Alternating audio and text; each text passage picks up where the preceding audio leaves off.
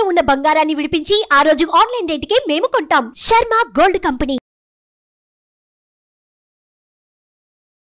నమస్తే సురేష్ గారు. నమస్కారం అండి ఉషా గారు. 2024 ఉగాదికి సంబంధించి రాశులు ప్రతి ఒక్కరు అడుగుతూ ఉంటారు కాబట్టి మకర రాశి వారికి అసలు ఈ సంవత్సరాంతం ఏ విధంగా ఉండబోతుంది అంటారు? సో ముందుగా మీకు సుమన్ టీవీ యాజమాన్యానికి చూస్తున్న ప్రేక్షకులకి శ్రీ క్రోధి నామ సంవత్సర నూతన సంవత్సరం ఉగాది శుభాకాంక్షలు. Thank you sir. సనాతన ధర్మము ఆచారం అండి.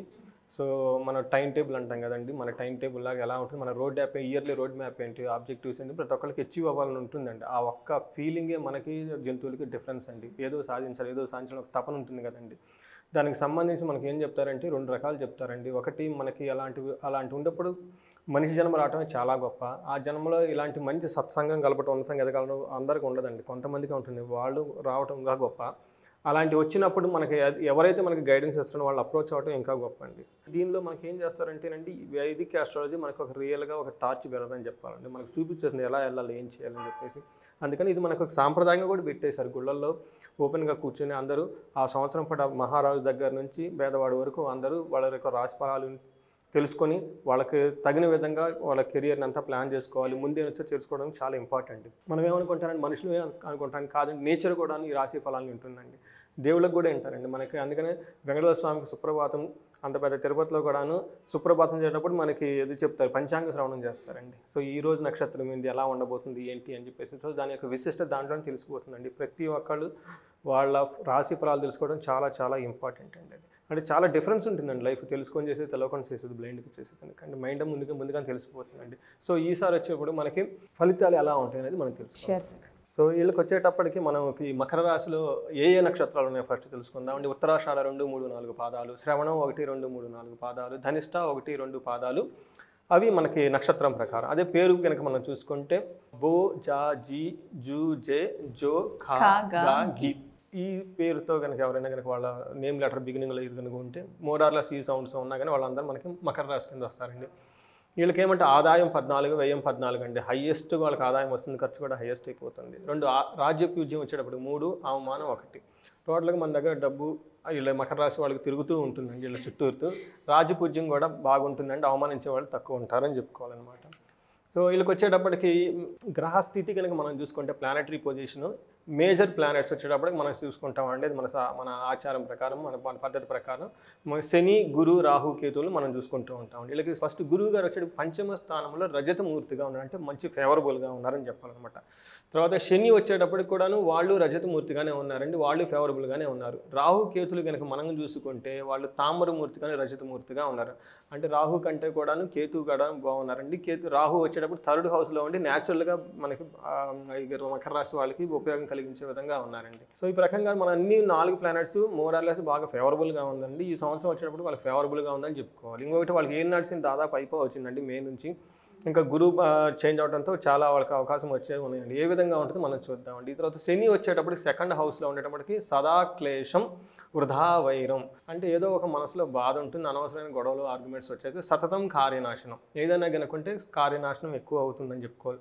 అయితే ఈ సంవత్సరం ఏమవుతుందంటే వాళ్ళు రజతమూర్తిగా ఉండి ఎక్కువగా ఇబ్బంది పెట్టరు అనమాట. ఇవి జరుగుతాయి కానీ అంత ఈ లెవెల్లో జరగవు అనమాట.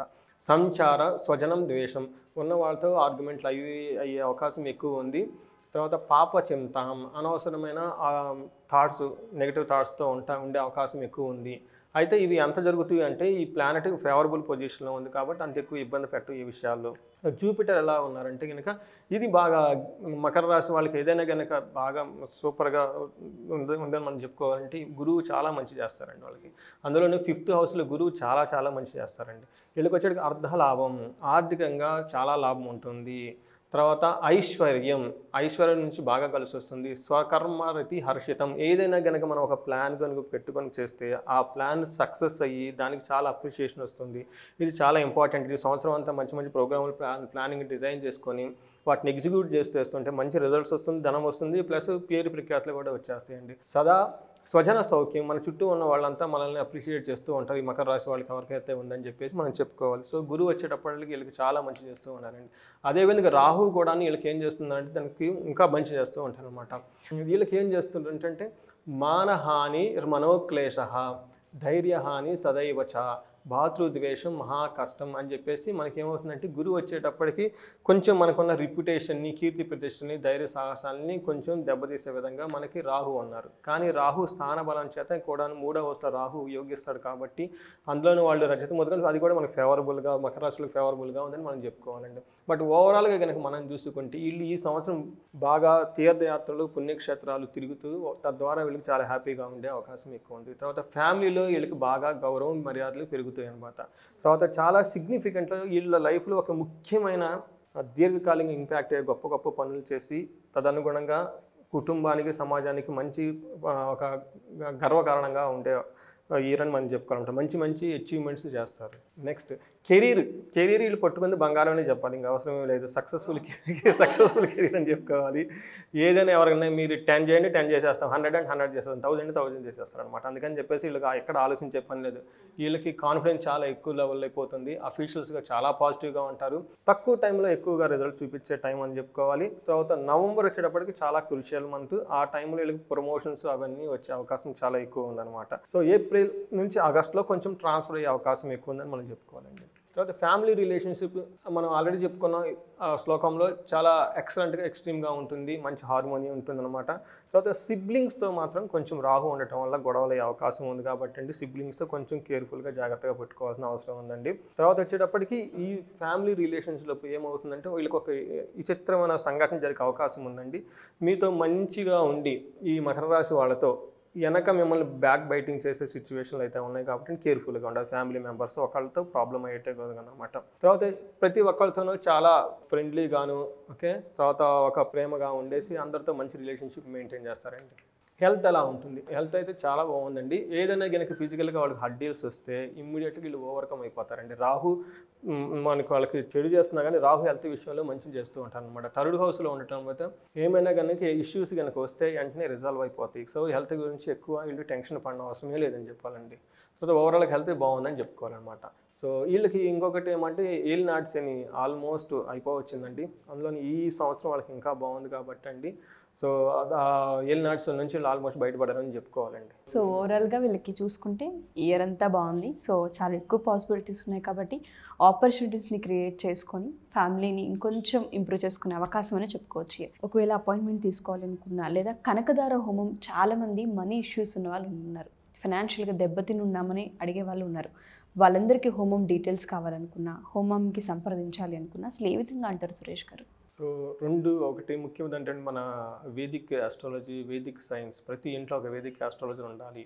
ఎప్పుడైతే ఇంట్లో ఉంటారంటే వాళ్ళు తెలిసిపోతుంది ఏ నక్షత్రం ఎలా ఉంది ఏంటి, వాళ్ళు ప్లాన్ చేసుకుంటారు. పర్టికులర్గా లేడీస్కి చాలా ఇంపార్టెంట్ అండి. ఎందుకంటే ఫ్యామిలీలో పిల్లలు ఉంటారు, పెద్దవాళ్ళు ఉంటారు, హస్బెండ్స్ ఉంటారు, అంతమామలు ఉంటారు. వీళ్ళందరి గురించి చేసుకోవాల్సిన బాధ్యత మన కుటుంబ వ్యవస్థ లేడీస్ మీద ఎక్కువ ఆధారపడి ఉంటుందండి. పూర్వకాలం అందరూ క్యాలెండర్లో పెట్టుకొని చూసుకుంటూ ఉండేవాళ్ళండి, అది చూసుకోవాలండి. అయితే ఇప్పుడు ఆ నాలెడ్జ్ డిటాచ్ అయింది కాబట్టి అండి మనకు చిన్న కోర్స్ ఒకటి డిజైన్ చేసామండి. మనకు ఒక కాంప్రహెన్సివ్గా అసలు టోటల్గా ఆస్ట్రాలజీ అంటే ఏంటి, అది ఎంత సైంటిఫిక్గా ఉందని ఒక ఇంట్రడక్షన్ ఇచ్చేసి ఒక కోర్సు పెట్టేసి ప్రతి ఒక్కళ్ళు కోర్స్ తీసుకొని సడన్గా ఫస్ట్ మీరు మీ హారోస్కోప్లన్నీ చూసుకోవాలి, తర్వాత మీ ఇంట్లో వాళ్ళ హారోస్కోప్లన్నీ చూసుకొని ఎదగాలని చెప్పేసి ఒక ఉద్దేశం.